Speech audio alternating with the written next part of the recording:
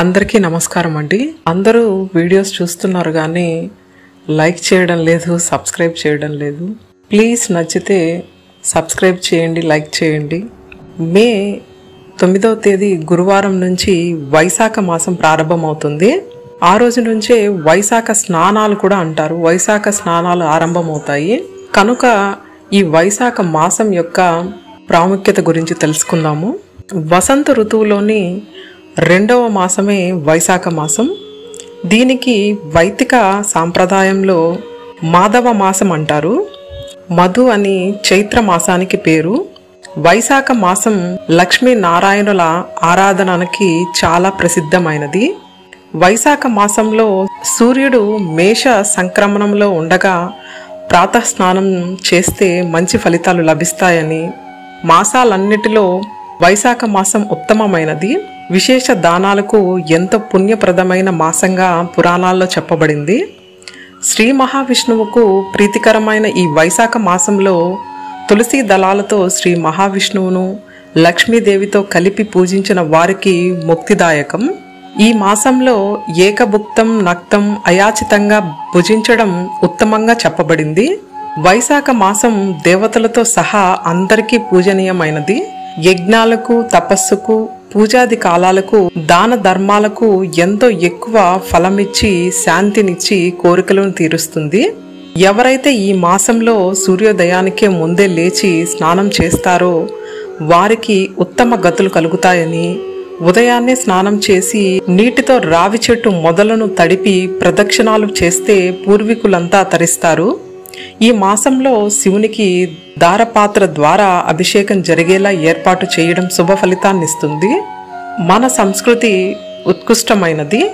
మనకు ఈ ప్రకృతి, అందులోనూ చరచరాల్ని పూజనీయులే.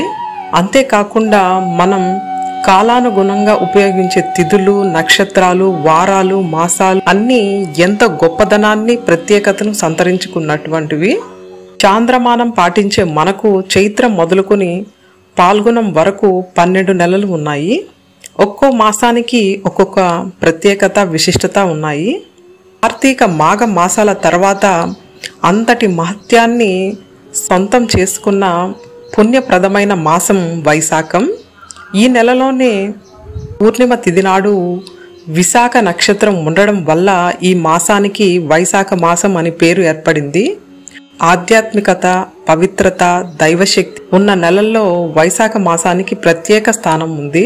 ఇది శ్రీ మహావిష్ణువుకు అత్యంత ప్రీతిపాత్రమైన నెల. అందువలనే వైశాఖ మాసానికి మాధవ మాసం అని పేరు. అత్యంత పవిత్రమైన మాసంగా పేరు పొందిన విశాఖ మాస మహత్యమును పూర్వం శ్రీ మహావిష్ణువు స్వయంగా శ్రీ మహాలక్ష్మికి వివరించినట్లు పురాణాలు పేర్కొంటున్నాయి. అత్యంత పవిత్రమైన మాసంగా చెప్పబడుతూ ఉన్న వైశాఖ మాసంలో ప్రతి దినము పుణ్యదినమే. అటువంటి 30 పుణ్యదినాలు కలిగిన ఈ మాసంలో ఆచరించవలసిన విధులు పురాణ గ్రంథాల్లో వివరించబడ్డాయి. ముఖ్యంగా స్నాన, పూజ, దాన ధర్మాలు వంటి వాటిని ఈ నెలలో ఆచరించడం వల్ల మానవుడికి ఇహలోకంలో సౌఖ్యం, పరలోకంలో మోక్షం సిద్ధిస్తాయని పురాణ కథనం. వైశాఖ మాసంలో నదీ స్నానం ఉత్తమమైనదిగా చెప్పబడింది. అందుకు అవకాశం లేని స్థితిలో గంగా, గోదావరి వంటి పుణ్య నదులను స్మరించుకుంటూ కాలవల్లో గాని, చెరువుల్లో గాని, బావుల వద్ద గాని, అది కుదరకపోతే ఇంట్లోనే స్నానం చేయాలి.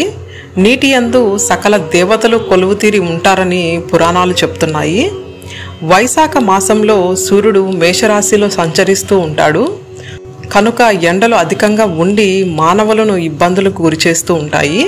కనుక వేడి నుంచి ఉపశమనం కలిగించే వాటినే దానం ఇవ్వాలనేదే శాస్త్రవచనం. నీరు, గొడుగు, విసనకర్ర, పాదరక్షణలు వంటివి దానం చేయడం శ్రేష్టం. అట్లే దాహంతో ఉన్నవారికి మంచినీటినివ్వడం, చలివేంద్రాలు ఏర్పాటు చేయడం వల్ల దేవతానుగ్రహం కలుగుతుంది. సంధ్యావందనాలు ఆచరించడంతో పాటు శ్రీ మహావిష్ణువును తులసి దళాలతో పూజించవలను. శ్రీ మహావిష్ణువు వైశాఖ మాసం మొదలుకొని 3 నెలల పాటు ఈ భూమి మీద విహరిస్తూ ఉంటాడని, అతనికి అత్యంత ప్రీతికరమైన తులసి దళంతో అర్చించడం వల్ల సంతుష్టుడై సకల సౌభాగ్యాన్ని, సౌఖ్యాన్ని ప్రసాదిస్తాడని పురాణ వచనం.